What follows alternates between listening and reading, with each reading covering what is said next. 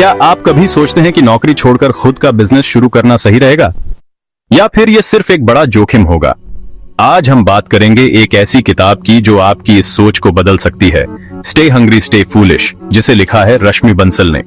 यह किताब 25 सफल भारतीय उद्यमियों की कहानियां साझा करती है जिन्होंने बड़े सपनों के लिए सुरक्षित नौकरियों को छोड़ दिया। स्टे हंग्री स्टे फूलिश, यह लाइन आपने पहले भी सुनी होगी स्टीव जॉब्स की फेमस स्पीच में, लेकिन इस किताब में इस मंत्र को हकीकत में बदलने वालों की कहानियां हैं। यह किताब IIM अहमदाबाद के 25 पूर्व छात्रों की यात्रा को दर्शाती है जिन्होंने कॉर्पोरेट दुनिया को छोड़कर अपने बिजनेस को नई ऊंचाइयों तक पहुंचाया। इस किताब में उद्यमियों को 3 मुख्य भागों में बांटा गया है। एक, द बिलीवर्स, जो शुरू से ही अपना बिजनेस करना चाहते थे। दूसरा, द अपॉर्चुनिस्ट्स, जिन्होंने सही मौके को पहचाना और बिजनेस में उतर गए।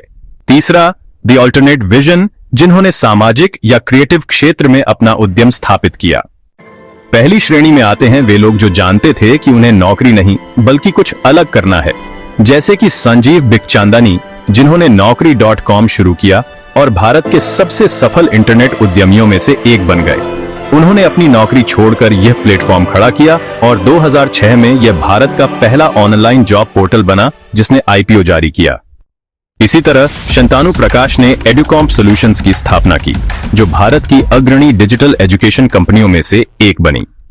दूसरी श्रेणी में आते हैं वे लोग जिन्होंने पहले कभी बिजनेस के बारे में नहीं सोचा था, लेकिन सही अवसर को पहचानकर सफल उद्यमी बन गए, जैसे कि दीप कालरा, जिन्होंने ऑनलाइन ट्रैवल इंडस्ट्री में क्रांति ला दी मेक माई ट्रिप के साथ। इसी तरह राजेश शाह, जो पहले एक इन्वेस्टमेंट बैंकर थे, लेकिन उन्होंने ईडलवाइस नाम से अपनी खुद की फाइनेंशियल कंपनी शुरू की, जो आज एक बड़ी फाइनेंशियल सर्विस फर्म है।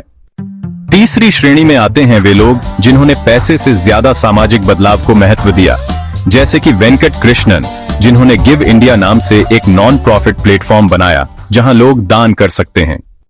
इसी तरह एनंड हैल्वे ने विज्ञापन की दुनिया को नया आयाम दिया क्लोरोफिल नामक ब्रांड कंसल्टेंसी के जरिए। इस किताब से हमें कई महत्वपूर्ण सीख मिलती है। पहला, सही समय का इंतजार मत करो, शुरुआत करो। दूसरा, जोखिम उठाने से डरो मत, बल्कि उसे एक अवसर समझो। तीसरा, संघर्ष से घबराओ मत, क्योंकि हर सफल बिजनेस के पीछे कठिनाइयों की कहानी होती है। और चौथा, अगर एक रास्ता बंद हो जाए तो नया रास्ता खोजो। तो दोस्तों, स्टे हंग्री स्टे फूलिश सिर्फ एक किताब नहीं, बल्कि एक मंत्र है उन लोगों के लिए जो कुछ अलग करना चाहते हैं। अगर आप भी बिजनेस शुरू करने का सपना देख रहे हैं तो यह किताब आपकी सोच बदल सकती है। तो क्या आप भी तैयार हैं अपनी जॉब से कुछ बड़ा करने के लिए? अगर आपको यह वीडियो पसंद आया हो तो इसे लाइक करें, शेयर करें और हमारे चैनल को सब्सक्राइब करें।